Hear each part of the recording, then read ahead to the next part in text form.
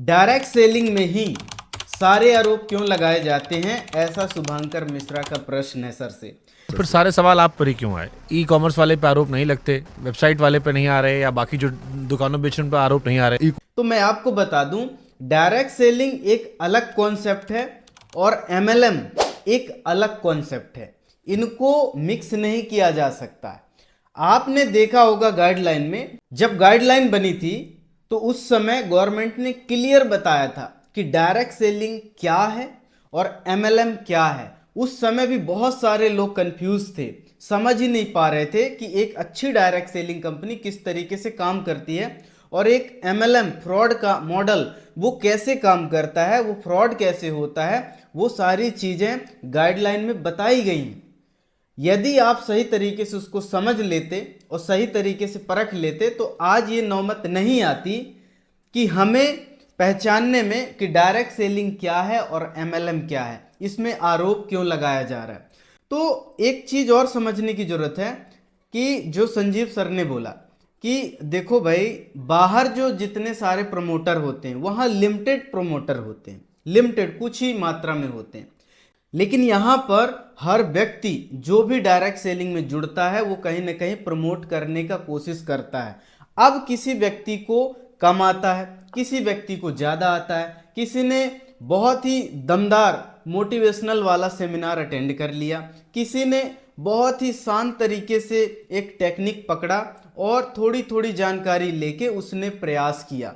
तो जो अलग अलग अनुभव से काम करते हैं, अलग अलग तरीके से काम करते हैं, तो जब हजारों लाखों करोड़ों लोग इस तरीके से काम करेंगे तो कहीं ना कहीं खटपिट तो होगी ना सर। आपको समझना है ये पॉइंट कि जब बहुत सारी जनता एक ही चीज को करने के लिए आती है तो वहां मिस्टेक के चांसेस बहुत बढ़ जाते हैं।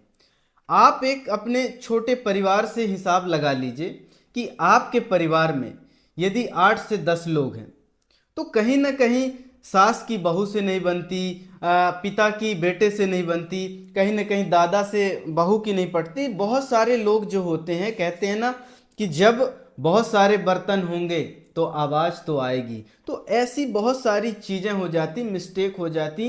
ये कॉमन सा क्वेश्चन है सर, आपको समझना चाहिए। ये इंडस्ट्री में आरोप नहीं लगाए हैं, ये हर उस डायरेक्ट सेलिंग के ऊपर आरोप लगा रहे हैं कि ये फिर इस तरीके से क्यों बोलते हैं। तो मैं आपको कहना चाहता हूं सर कि आप अच्छे से डायरेक्ट सेलिंग की गाइडलाइन को पढ़िए, अच्छे से समझिए, तो आपको पता चलेगा कि गाइडलाइन में और जो रूल्स में जो कंज्यूमर का जो हमारी मिनिस्ट्री बनने वाली है उसमें जो एफडीएसए में वो सारे रेगुलेशन, जो नियम है, जो रूल्स हैं, वो सारे तरीके से वहां पर बने हुए हैं। आप यदि उनको पढ़ेंगे, अब आप क्यों पढ़ेंगे, आपको क्यों इंटरेस्ट नहीं है? क्योंकि आपको तो हवाबाजी करने में बहुत मजा आता है। हवाबाजी करेंगे तभी तो आपका कहीं ना कहीं चैनल ग्रोथ होगा और आप ज़्यादा से ज़्यादा लोगों तक पहुंच पाएंगे। आपको तो पढ़ना ही नहीं है, आपको तो केवल सवाल पूछना है, गलत से गलत सवाल कैसे हो सकता है, हुक्स कैसे हम मार सकते हैं लोगों पे, कैसे हम नए नए सवाल पूछ के, गलत गलत सवाल पूछ के लोगों को क्रोध दिला सकते हैं, लोगों के बारे में भला बुरा बोल सकते हैं, कैसे हम दंगा फसाद करवा सकते हैं। ये आजकल मीडिया बहुत बड़ा रोल अदा करती है, जो कहीं ना कहीं गलत न्यूज़, फेक न्यूज़ लोगों को देके और लोगों पे बहुत सारी चीज़ें गलत हो रही हैं, है ना। तो हमें जिम्मेदारी लेना है सर कि आपको सही जानकारी लेना और सही जानकारी देना है। तो साथियों, आपको इस सवाल से बिल्कुल निश्चिंत रहना है कि डायरेक्ट सेलिंग पे सारे आरोप नहीं लगाए जाते। ये आरोप एमएलएम मॉडल पे आरोप लगाए जाते हैं, जबकि डायरेक्ट सेलिंग और एमएलएम मॉडल पूरी तरीके से डिफरेंशिएट है। दिखने को सेम दिखते हैं लेकिन है नहीं। तो हम ऐसी बहुत सारी चीजें होती हैं इस हिंदुस्तान में, इस वर्ल्ड लेवल पे जो चीजें दिखती हैं तो क्या हम उसी को सही मान लेंगे? आज देखो, सलमान खान का डुप्लीकेट बहुत सारे घूम रहे हैं, अजय देवगन के बहुत सारे डुप्लीकेट घूम रहे हैं। जितने भी वर्ल्ड वाइड फेमस लोग हैं ना, उनकी कॉपी तो मार्केट में आ ही जाती, आप तो जानते हैं।